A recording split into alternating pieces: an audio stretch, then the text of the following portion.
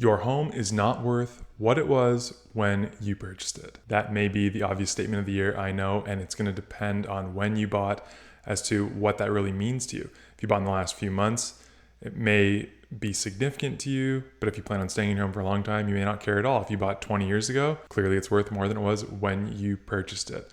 What I want to talk about today, though, is exactly where our home price is going to go from here based on a few things that we're seeing in the news this past week. I'm Robert Marsiglio, coming at you every single week with some Durham real estate content. If you like what you're seeing, please hit that like button, subscribe to the channel. Leave a comment below. Where do you think prices will go from here? If you change your mind partway through the video after seeing what I'm presenting, feel free to leave a couple comments down there. So I want to tackle this from a few different angles today. First, I want to talk about just TD's projection that they have made, kind of apply that to Durham Region and see what does that mean for home prices. Then I want to talk about the supply and demand equation. And then third, to wrap up, I want to talk about affordability, and that is kind of renting versus buying. What makes the most sense and how could that affect affordability as well? To know where we're going, we have to know where we're at. So let's take a look at what our detached homes did this past week, median sale price wise. So you can see across the top for the week itself what the numbers looked like. Pickering coming in at just under $1.2 million, Whitby just over $1 million, Ajax coming in at under $900,000 this week, and Oshawa right around $800,000. And you can see what that has meant for our 5-week rolling averages. We did actually see bumps in 3 of the 4 markets. Ajax was down a little bit month over month, but Pickering, Whitby, and Oshawa all saw a slight uptick in that median sale price. Seeing that, we know prices are flat, but will they continue to stay flat? Let's take a look at a couple headlines that were in the news this past week that I think may affect both buyer sentiment, affordability, and price projections. This is the first big one that came out. It came out about a week ago now, and it was from a CIBC strategist saying that the Bank of Canada will bring its aggressive rate hike cycle to a close in September with a final 0.75% increase. 2 things here, and I've done a little short about it, which I'll link in the top corner that you can kind of get my thoughts on this announcement. But in summary, this is not the Bank of Canada coming out and saying they're going to end the rate hiking cycle. This is a CIBC economist's projection. He's saying that because the projected end of year rate would be 3.25%, we're at 2.5, another 0.75% increase is likely this month, which signals that this could be the end of the rate hiking cycle. What does this mean for you though? I'm seeing this spun into a bull case, if you will, for the market. Rates have stopped rising, so now buyers are going to jump back in automatically.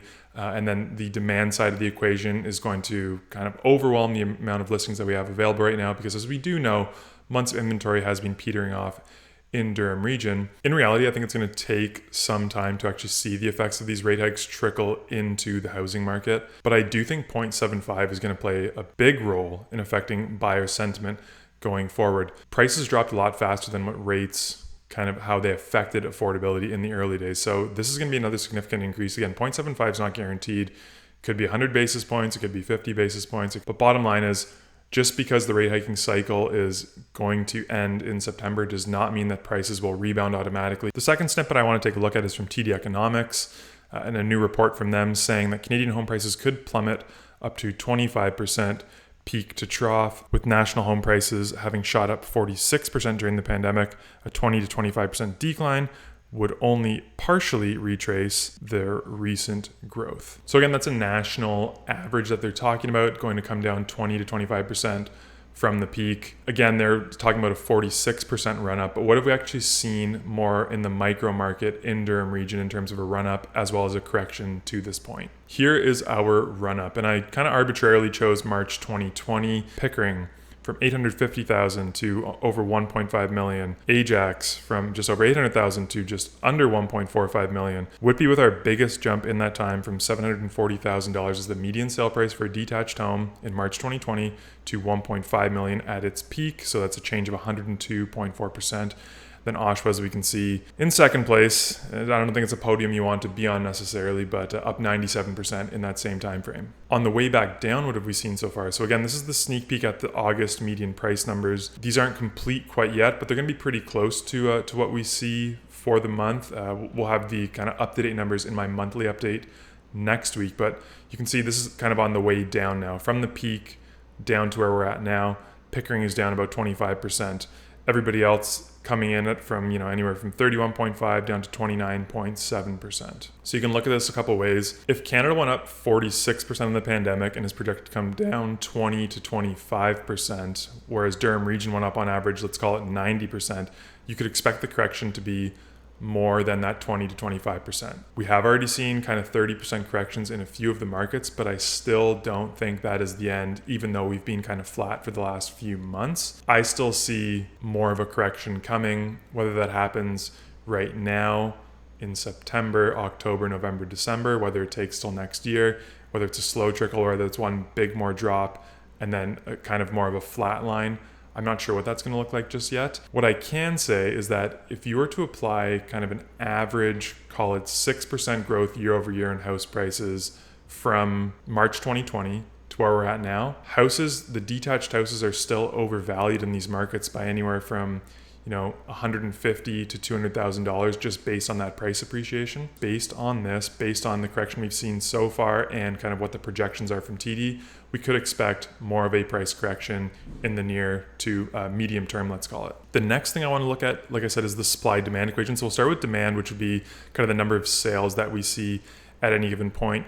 You can see looking at this graph that the general trend, as we talked about, has been downwards, maybe flattening out a little bit. If we start to see this kind of reverse and pick up, this could be a signal of some increased demand, whether again, that's just short term for a short term price bump. If we keep seeing these sales numbers go down relative to listings, we can expect prices to continue to fall. How will we know what sales are going to do in kind of a forward looking metric? Well, we're going to look at our showings and our offers. So first, showings per new listing. Pickering and Whitby from last month to this month, it looks like, demand, at least showings on new listings in Pickering has come down quite drastically. Whitby, not quite as much. Ajax and Oshawa, though, we're starting to see more interest, more activity. So does that mean a uptick in sales? Maybe. Will that mean a increase in prices? Maybe in the short term once again. This may even be a better metric to tell us what sales are doing is offers per new listing. It's one thing to go look at a home, but it's how many people are actually putting pen to paper. So you can see there has been an uptick in Ajax, Whitby, and Oshawa, as we've discussed all month. And in Pickering, it's kind of stayed the same as it was last month. Looking at the supply side of the equation, so again, if there's less supply with more demand, you'd expect to see prices go up, obviously. If we start seeing these listings take off, that could kind of flood the market and really increase the supply side of the equation, meaning that prices, could flat or come down even quicker, depending on how much inventory floods the market. But as we talked about, these numbers here include relists. So I want to take a look at this quick little fancy one that I did up to look at the actual number of new listings, not including relists, for at least the last few months since Treb has started tracking them. From May to June, about 170 less new listings. From June to July, a big slowdown in new inventory, kind of closer to 400 less listings from June to July. And August, this is just an estimate based on, 30% of new listings are relists. We have just over 1,300 listings in August across Durham Region this past month, my apologies. Meaning, I'm estimating about 925 new listings. So again, if that number really skyrockets, expect to see some downward prices incoming. And this is actually from another video that I was working on, just comparing your monthly rent versus mortgage payments for Whitby townhomes specifically, but I think it illustrates the affordability part of this equation. So you can see going back to 2012, and I want to just make note here, this red line is mortgage payments based on your minimum down payment with your historical CMHC rates, your insured mortgage rates from CMHC. This dot here being February, the median townhome price was actually over $1 million, so you wouldn't have been able to get a mortgage through CMHC. So I use the TD rate here with a minimum 20% down for this purchase. But what I'd call the spread between these two lines would be the premium. So you can see up till 2015, the premium to kind of own a home versus rent was only a couple $100. And now we're talking it's a couple $1,000. And obviously prices have come down, but the monthly payments have gone up because mortgage rates are increasing at a faster rate. I think this trend could negatively affect the buyer pool because it is so much cheaper to rent right now than it is to actually buy an entry-level townhome in Whitby specifically, but you can kind of apply this case study to any entry market product. So those are kind of the few things that I'm looking at in terms of where will prices be going? And I think all these indicators really just point to we still have some more price corrections to come. I already shared another post, which I'll link up in the top here, talking about how every single year from August to September across the Toronto Regional Real Estate Board, we see an uptick in prices across all home types. That even includes 2017, when prices really fell off a cliff. They still bounced back. And when I say bounce back, I mean for 1 month from August to September that year. The trend isn't quite as guaranteed in Durham Region, let's call it, but you do see it the majority of the time going back to 2012. So don't be alarmed if there is this increase in prices. It's not going to be a forever thing. That could just be a short-term impact. But there's also a chance that we have what I've referred to as a unicorn year in this video, where prices will be lower in September than they were in August and just continue this downward trend that we are seeing. That's all for this week. I hope everybody enjoys their long weekend. Have a fabulous Labor Day. Please tune back in next week while we do our monthly recap for Durham Region, as well as my kind of more broad GTA market update. Once again, thank you so much for sticking around to this point.